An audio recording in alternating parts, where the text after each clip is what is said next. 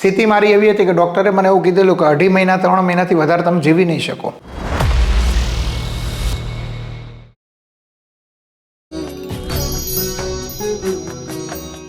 નમસ્કાર મિત્રો, ભક્તિ અમૃતમાં આપનું હાર્દિક સ્વાગત છે. હું છું નીલમ. મિત્રો, આજે અમે આવ્યા છે બગસરામાં, જ્યાં અમારી સાથે આજે પોડકાસ્ટમાં જોડાયા છે હંસગીરી બાપુ. તો હંસગીરી બાપુ, આપનું હાર્દિક સ્વાગત છે ભક્તિ અમૃતમાં. ઓમ નમો નારાયણ. ઓમ નમો નારાયણ. તો બાપુ, આજે ઘણી બધી વાતો તમારી પાસેથી અમારે જાણવાની છે અને ખૂબ બધું જાણવું છે. તો પહેલો તો પ્રશ્ન હું એ પૂછું છું કે બાપુ, તમે સંન્યાસ તરફ કઈ રીતે આ બાજુ વળ્યા? હવે જીવનની કહેવાય ને કે કોઈ ગયા વખતના કર્મ હોય છે અને એ આ જન્મ ઉપર હાવી થાય એટલે આપણા જીવનની એક આખી દિશા બદલાય છે અને ઘણી વખત એ દિશા આપણા કલ્પના બહાર પણ હોય છે.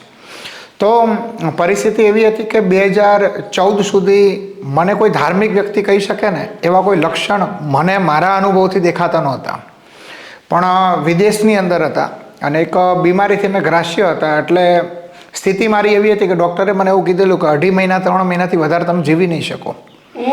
અને એ વખતે જ્યારે કહેવાય ને કે મૃત્યુનો ડર આવવો અને મૃત્યુના ડરને કાઢી નાખો, ભલે 2.5 મહિના જીવ્યા કંઈ વાંધો નહીં, પણ એ સમયે પણ મૃત્યુનો ડરને સહન કરી અને મૃત્યુના ડરનો નાશ કર્યા પછી મેં ઘણા બધા મારા જીવનનું કહેવાય ને કે જોયું કે એવા તો મારા શું કર્મો છે કે મારી આ રીતે આટલી ઉંમરમાં, મતલબ 24-25ની ઉંમર હતી કે મૃત્યુની નજીક આપણે આવી ગયા. તો મેં મારા જીવનનો ઘણો બધો અભ્યાસ કર્યો, પણ એવા કોઈ ખાસ એવા કર્મો નહોતા કે જેનાથી મને આવડી મોટી સજા મળી શકે.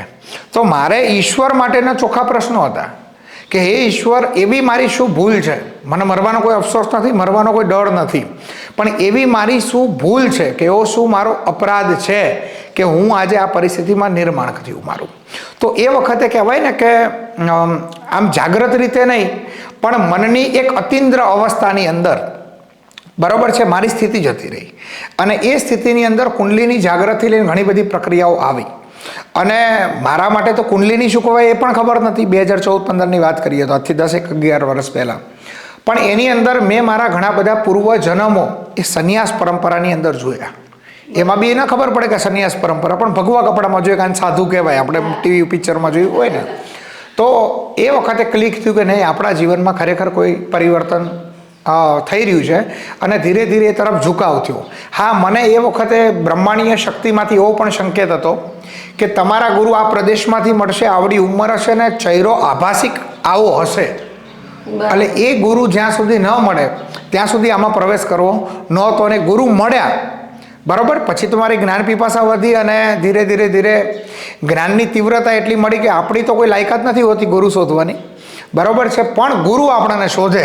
તો મારી તીવ્રતાના લીધે ઈશ્વરની કૃપાથી મને ઈશ્વર સમાન ગુરુ પ્રાપ્ત થયા અને મેં સંન્યાસ પરંપરાની અંદર શરૂઆત કરી. બાપુ, તમે અભ્યાસ ક્યાં સુધી કર્યો છે? હવે આમ તો એવું છે કે આ અમારો નવો જન્મ કહેવાય, બરાબર છે, પણ આ શરીરે મેં graduation PTC plus graduation complete કર્યું. થોડી ઘણી ટીચરની જોબ પણ કરી, સરકારી ભરતીઓની તૈયારી પણ કરી અને બિઝનેસ અર્થે વિદેશની અંદર પણ ગયા. આ મારું મૂળ એજ્યુકેશન વિષય છે. તમે વિદેશ પણ જઈને આવ્યા છો? 2.5 વર્ષ બહાર રહ્યા અમે. બાપુ, તમે જ્યારે આ ભગવો ધારણ કર્યો એના પછી શું, મતલબ ટોટલી અમને માહિતી તમે આપો. હવે દેવીજી છે એવું કે જ્યારે દીક્ષાનો સમય થયો ને, છેલ્લા 72 કલાકની અંદર મારા મનની અંદર એક વાવાઝોડું હતું કે ખરેખર સાધુનો ભેગ ધારણ કરશું. એક ડર પણ હતો કે શું આને નિભાવી શકશું, કેમ કે હજારો વર્ષની ચાલતી આ પરંપરા છે અને આપણાથી કોઈ આ પરંપરા ઉપર દાગ ન લાગે એ મારી પ્રથમ ફરજ હતી, જે મારા ગુરુએ મને જણાવી. અને બીજી વિડંબણા એ હતી કે શું ભગવો પહેરવાથી શું તાત્કાલિક કોઈ સિદ્ધિઓ મળી જશે, કોઈ તાકાત મળી જશે, આવા ઘણા બધા પ્રશ્નો હતા. પણ જ્યારે મારો સંન્યાસની દીક્ષાનો સમય હતો, સૌરાષ્ટ્રની એક ગૌશાળામાં, કેમ કે ગાયો માટે મને વિશેષ પ્રેમ હતો અને ગુરુજી જ્યારે મળ્યા ત્યારે હું છેલ્લા 6-1 મહિનાથી સતત ગાયો ને કહેવાય ને કે ચરાવવાનું કામ કરતો, દરેક કામ દોવાથી લઈને. તો મનમાં એક હતું કે શું ખરેખર કેવા અનુભવ થશે. પણ જ્યારે દીક્ષાની સવારે શરૂઆત થઈ, એટલે અમારામાં સંન્યાસ પરંપરામાં મુંડનથી શરૂઆત થઈ, બરાબર છે, એ મુંડનની શરૂઆત થઈ એટલે મારા મનમાં એક આકસ્મિક વિચારોમાં પરિવર્તન આવ્યું. અને ત્યારે મારી સ્થિતિ જેમ કોઈ મૃત્યુ પામતું હોય ત્યારે એ લોકોની તમે આંખ જોજો, બોલી નહીં શકે, વાચા ન હોય, પણ એ કંઈક કહેવા માગતા હોય, કેમ કે મૃત્યુ સમયે આખા જીવનની સાયકલ તમારા માનસ પટલ ઉપરથી નીકળે છે અને એ જે સાયકલ નીકળે એમાં જે તમારો અંતિમ વિચાર હોય તમારો આગલો જન્મ નક્કી કરે. તો અમે એક જન્મ છોડી જે જૂનો જન્મ હતો અને નવા જન્મમાં આ જ શરીરે બીજો જન્મ લેવાનો હતો, તો અમે પણ એક મૃત્યુની સાચા ગુરુ મળે એટલે મૃત્યુની એક પરંપરામાંથી અમે પસાર થઈએ. તો મને પણ મારા જેટલા જીવનનું મતલબ કહેવાય ને કે આખું પિક્ચર હતું ને એ ટેલર રૂપે રજૂ થવા માંડ્યું. તો સ્વાભાવિક છે કે માનસ મન છીએ તો એક ગભરામણ કાં તે થાય, પણ જ્યારે ગુરુએ દીક્ષા આપી, ગળામાં રુદ્રાક્ષ ધારણ કર્યો, મારા ગુરુએ મને દીક્ષા એના ખોડામાં બેસીને આપી હતી. બીજું કે મારો સમગ્ર પરિવાર હાજર હતો, કેમ કે મારા ગુરુજી એવું કહેતા કે તારો પરિવાર એ એમ કે આ દીકરો આજ અત્યાર સુધી અમારો હતો, આજથી અમે તમને અર્પણ કરીએ છીએ, ત્યારે સાચી સંન્યાસ પરંપરા કહેવાય. મરજીથી ઘરેથી ભાગીને આવ્યા અને સંન્યાસ લેવો એવું નહીં. તો ખર્ચો બી મારા પરિવારે કર્યો હતો, મારા ગુરુની દક્ષિણા, મારા કપડાં, તમામ ખર્ચો મારા પરિવાર જે પૂર્વાશ્રમમાં પરિવાર હતો અને મને સોંપ્યો. પણ ગુરુજીએ જેવો માથા ઉપર હાથ મૂક્યો એટલે મારું મન અત્યંત શાંત થઈ ગયું. અને શાંત મનની અંદર મારા ગુરુજીએ મને બીજ મંત્ર આપ્યો. અમારી સંન્યાસ પરંપરામાં ગુરુ મંત્ર જેને કે કાન ફૂંકીએ દેશી ભાષામાં, એ મનની અંદર જેવો આપે છે એ સીધો મારા અજાગ્રત મનમાં જતો રહે છે. અને મેં ક્યારે પણ એટલા બધા મંત્ર જાપ ન કર્યા હોવા છતાં પણ એ મંત્રનું ઓટોમેટિક રટન ચાલુ થઈ જાય છે. ત્યારે મારી આંખો ભરી આવે છે કે ખરેખર ગુરુ શું કહેવાય અને ગુરુનું મહત્વ શું કહેવાય. જીવનમાં ગુરુ હોવા જરૂરી છે. 100% ગુરુ વગર બધું અધૂરું છે. અને એટલા માટે જરૂરી છે કેમ કે એક જીવાત્માને ઉદ્વગમન તરફ મતલબ મુક્તિ તરફ, ઉદ્વગમન તરફ લઈ જવા માટે જે ઉપર પહોંચેલો મતલબ ઉચ્ચ કક્ષાએ પહોંચેલો બીજા જીવાત્મા જોઈએ, જે ઉચ્ચ કક્ષાએ પહોંચેલો જીવાત્મા મને ગુરુ, તો એ નીચે રહેલા જીવાત્માને ઉચ્ચ કક્ષા ઉપર લઈ જાય છે. બસ આને ગુરુ અને શિષ્યની પરંપરા કહેવાય.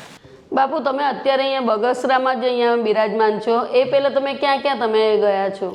હવે સ્થિતિ એવી છે કે હું અહીંયા આ જગ્યા ઉપર 1.25 વર્ષથી છું, બરાબર છે. બીજું કે એકાદ વર્ષ મેં મેંદડાની નજીક એક જગ્યા હતી ત્યાં પણ રહ્યો, અને જે સૌથી વધારે મારી સાધકની ભૂમિકા હતી 1.5 વર્ષનો સમય, એ મેં વેરાવળની બાજુમાં એક ગામ છે અને ખોડિયાલમાંનું સરસ પ્રાચીન મંદિર છે.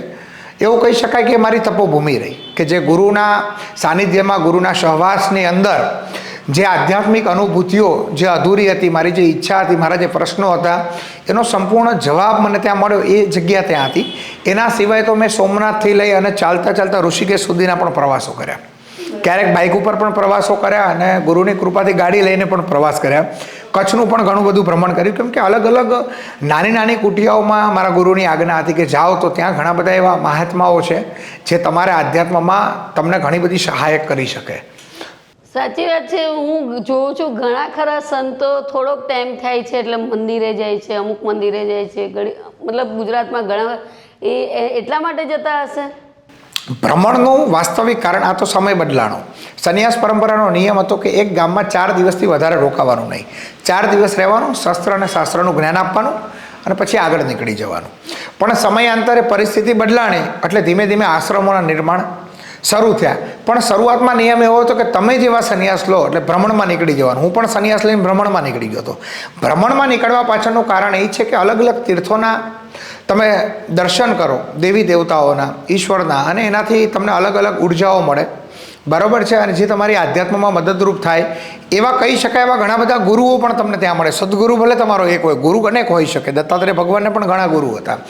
તો એ તમે અલગ અલગ જગ્યાએ ફરો એટલે એ ખ્યાલ આવે. બીજું કે તમે જે દેશની અંદર છો એની ખરેખર ભૌગોલિક, એની ખરેખર બૌદ્ધિક, એની ખરેખર વ્યવહારિક એ સ્થિતિ શું છે, જનમાનસની અંદર શું આધ્યાત્મની પરિભાષા છે, ધર્મની શું સ્થિતિ છે. કેમ કે રાષ્ટ્રવાદી તો હોવું જ જોઈએ સંન્યાસી તરીકે, અમારો પ્રથમ ધર્મ છે. તો એ વાસ્તવિક પરિસ્થિતિ તમને ક્યારે ખબર પડે તો કે ગાડીઓ લઈને ફરવાથી ન ખબર પડે, પણ ચાલતા ચાલતા અલેક અલેક ગામડાઓમાં નીકળો અને સાંજ પડે અને તમારા જોડે કોઈ વ્યવસ્થા ન હોય છતાં સામેવાળો માણસ તમારી પાસે આવે ને એમ કે બાપુ તમે મારા ઘરે ઉતારો કરો, મારા ત્યાં રાત રોકાજો, મારા ત્યાં જમજો, તો તમને એક થાય કે મેં ખરેખર સંન્યાસ લીધો છે અને ઈશ્વરીય શક્તિ મારી સાથે છે. કે સમયે સમયે સાંજ પડે એટલે ભોજનની વ્યવસ્થા કરે, ચા પીતા હોય તો ચાની વ્યવસ્થા કરે, અરે વ્યસન હોય તો બીડીની પણ વ્યવસ્થા કરે, બરાબર. તો ખરેખર લાગે કે આપણે જે સંન્યાસ પરંપરામાં આવ્યા છીએ એમાં ખરેખર ઈશ્વરની મરજી છે, એટલે ભ્રમણ જરૂરી છે. બાપુ મેં જોયું અંદર એન્ટર થઈ અહીંયા બધા જ જે શહીદ વીરો જે છે એમના જ ફોટા છે. તમને દેશ પ્રત્યે બહુ આમ લાગણી અંદરથી લાગે છે. હવે આમ જો તો આ શરીરે બાળપણથી જ કહેવાય ને કે એક શિક્ષિત પરિવારમાં હતા અને એનાથી રાષ્ટ્રવાદી કહેવાય ને એ અમારામાં ભારોભાર પહેલેથી હતો. અને સંન્યાસમાં જ્યારે આવ્યા ત્યારે મારા ગુરુ પણ રાષ્ટ્રવાદી હતા. એને શાસ્ત્રો જ ચર્ચા કરતાં રાષ્ટ્રવાદની ચર્ચા વધારે કરી. એને કીધું કે જો રાષ્ટ્ર બચશે તો શાસ્ત્રોની ચર્ચા તો આપણે કરી લઈશું. અને ઘણા લોકો કરે છે, બરાબર છે. તો જે શાસ્ત્ર જ્ઞાન કરે છે એને વંદન છે, પણ જે રાષ્ટ્રવાદની વાત કરે છે ને એને કોટી કોટી વંદન છે. એટલે તમે જેટલા પણ ફોટા જોશો ને એ બધા રાષ્ટ્રવાદી સંત હશે. બીજું કે સંન્યાસ લીધા પછી મારું કોઈ સૌથી પ્રિય પાત્ર હોય આધ્યાત્મમાં મારા ગુરુ પછી તો એ મારા માટે સ્વામી વિવેકાનંદ હતા. અને વિવેકાનંદના એક એક શબ્દોની અંદર જે રાષ્ટ્રભાવ હતો ને એ કહેવાય ને કે અમારા ડીએનએમાં આવી ચૂક્યો છે. એટલે રાષ્ટ્રવાદી અમે હતા, છીએ અને રહેવાના. તો બાપુ તમે અમારા પોડકાસ્ટમાં જોડાયા એના બદલ ખૂબ ખૂબ આભાર. તો મિત્રો તમને અમારો આ વિડીયો કેવો લાગ્યો લાઈક કરજો, શેર કરજો, સબસ્ક્રાઈબ કરજો. અને હા મિત્રો, નેક્સ્ટ એપિસોડ આપણે મહાશિવરાત્રિ ઉપર હશે તો જોવાનું ચૂકતા નહીં.